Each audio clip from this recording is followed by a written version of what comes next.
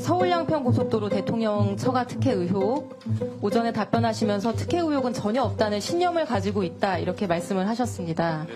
신념을 가지실 정도면은 충분히 사실관계 숙지하고 검토하셨다는 의미겠죠?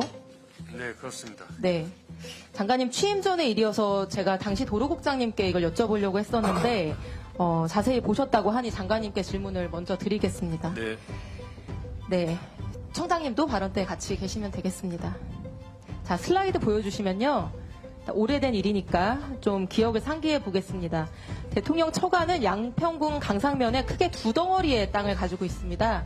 하나는 중부내륙고속도로 오른편 지도에 A라고 표시된 곳인데요. 남한 강변에 있는 공흥지구처럼 개발하기 좋은 야트막한 아주 좋은 예쁜 땅입니다. 다른 하나는 지도에 B라고 표시된 부분인데 중부내륙고속도로 왼쪽에 딱 달라붙어 있는 산비탈, 가파른 땅입니다. 작년에 국토부는 이 산비탈 땅에 대해서 비탈져서 어떤 용도로도 개발이 어렵다. 그래서 고속도로 종점이 아니라 다른 할아버지가 와도 이익을 얻을 게 전혀 없다, 이렇게 주장을 했습니다. 대통령 처가는 아무런 이익을 보는 게 없다. 여전히 유효합니까? 그렇게 알고 계십니까? 짧게 답변해 주시죠. 네, 그렇게 생각합니다. 네. 저도 당시에 국토부의 말을 듣고 이 산비탈 땅이 개발이 어렵겠다, 이렇게 생각을 해서 예쁜 땅만 놓고 계속 질문을 했었습니다. 아파트나 호텔이 들어선다고 하면은 교통 호재로 인해서 가치 상승이 클 수 있으니까요. 근데 제가 당시에 놓친 게 있었습니다. 국토부가 얘기해 주지 않은 것. 바로 이 고속도로 종점이 한 번 변경된 것이 아니라 두 번 변경됐다는 점이었습니다. 슬라이드 보여주시면 용역사는 용역을 수주하자마자 곧장 변경 노선을 그리는데 준비 파일 8가지 버전에서부터 착수보고의 보고자료까지 모두 종점은 남양평 IC에 붙이는 걸로 되어 있었습니다. 장관님, 최종 공개된 대안노선 종점이 남양평 IC 아니죠? 네, 아닌 걸로 알고 있습니다. 네, 보여주시죠, 슬라이드. 근데 착수보고 28일 후에 갑자기 종점이 한 번 더 바뀝니다. 남양평 IC보다 한 1.3km 위에 있는 새로운 지점입니다. 대안 1이라고 되어 있는 파란색 노선인데요. 이게 최종적으로 발표된 대안입니다. 이 대안의 종점 부분 확대해서 보겠습니다. 다음 슬라이드.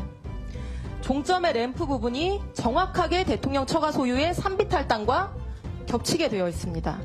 갑자기 IC에 직접 붙이는 안이 폐기되고 대통령 처가 땅에 마치 자를 대고 이은 것처럼 정확히 자로 잰 듯이 연결이 됩니다. 장관님, 이렇게 되면 대통령 처가는 토지 보상을 받게 되는 건가요? 노선 내용에 따라서는 그럴 가능성이 있을 것 같습니다. 이 사실 알고 계셨습니까? 오늘 처음 합니다. 예.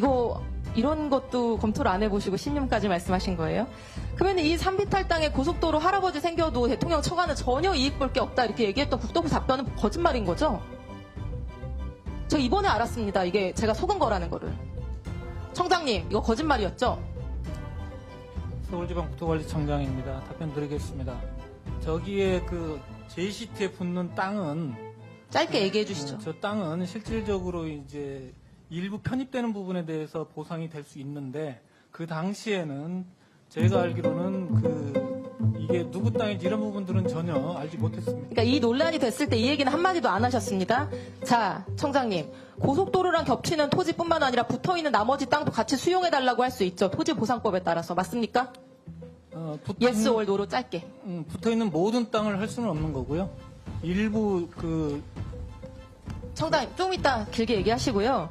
이게 설마 대통령 장모랑 천안 되시는 분들 이런 토지 보상금까지 노리고 움직였을까, 이렇게 의구심이 드실 수 있을 거라고 생각을 합니다. 제 합리적 정황을 알려드리겠습니다. 다음 슬라이드.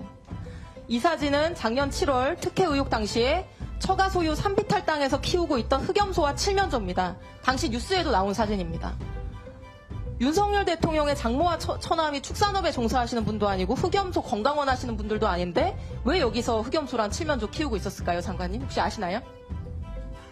아는 바 없습니다. 힌트, 이분들이 전문적인 부동산 개발업자입니다. 이런 토지 보상 같은 거는 누룽지까지 박박 긁는 기술이 있는 분들이에요. 보상받을 토지에 가축을 키우고 있으면 추가 보상을 받게 되죠. 토지보상법 시행규칙에 따라서. 그렇지 않습니까? 제가 이게 합리적인 의심이라고 얘기하는 이유는요, 다른 사람이 아니라 김건희 여사 가족분들은 능히 이렇게 하실 수 있는 능력과 의지가 있는 분들이기 때문입니다. 전 국민이 다 알고 있듯이 양평 공흥지구 개발 부담금 줄여보려고 지금 재판받고 계신 분들이고요. 중부내륙고속도로 보상을 받을 때 이것보다 더한 필지 분할을 하고 용도 변경을 해서 보상금을 최대로 받아냈습니다. 제가 보기에는 그 흑연도랑 칠면도 키워서 공정 가장 유리한 지점으로 바꾸고 공정 변경 비례하게 된 그때부터 이렇게 해서 보상금 맥시멈으로 챙기려고 했던 것 같은데 장관님 생각 어떠세요? 그 생각을 제가 알 수가 없으니까 그 질문에 대해서는 답변을 드릴 수가 없고요. 제가 아까 장관으로서 현황도 파악하고 현장도 가보고 또 여러 그 기록도 보고 해서 저는 특혜나 의혹이 없었다는 데 대해서 확신한다고 말씀드린 것은 저희 직원들로부터 보고 또 제가 그동안에 경험해온 국토부 관련 공무원 30년의 경험 이런 걸 해서 적어도 국가의 도로 노선이 그렇게 하루아침에 누군가 특정인의 일 때문에 흔적도 없이 움직이지는 않는다는 그런 개인적인 믿음에 의해서 말씀드린 것이고 누구도 거기에 대해서 이 정을 하거나 또 그런 심정적인 또 합리적인 의심 말고 객관적인 사실 거기 되는 요즘 흔히 나오는 녹취록이나 이거 하나 제출하는 게 없지 않습니까? 그래서 저는 순수하게 도로 노선을 합리적으로 결정하기 위한 과정에 이런 오비락적인 오해가 생긴 것이 아닌가라고 그렇게 생각을 합니다. 일반적인 도로 행정은 그렇게 신뢰하시는 부분으로 가는 게 맞을 겁니다. 그러나 이 사건 특혜 의혹에 있어서는 너무나 많은 이런 의심 정황이 있기 때문에 이런 의혹이 제기된 것인데 김건희 여사 일가는 한 푼도 이익을 보는 게 없다. 그렇기 때문에 특혜 의혹도 있을 수 없다. 이렇게 주장해온 국토부가 결국 토지보상금을 받는다는 이 사실은 근데 고속도로에 무슨 일부 조금 땅이 아마 저렇게 되면 아마 지형으로 봐서 교각이라든지 또 절토를 해야 될 테인데요. 그 보상금 조금 받는 것이 그렇게 크게 무슨 이 도움이 될까 하는 건 사실은 저도 의원님 질의에 합리적인 의심을 가지고 다시 되물어보고 싶습니다.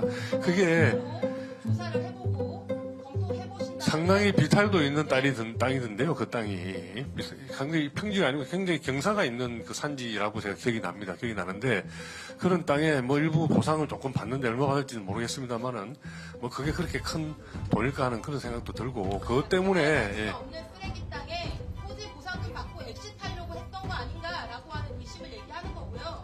장관님 오늘 처음 들으셨다고 하니까 이렇게 즉답하지 마시고 이런 의혹을 제기했으면 조사해보고 검토하시고 그 결과를 알려주시기 바랍니다.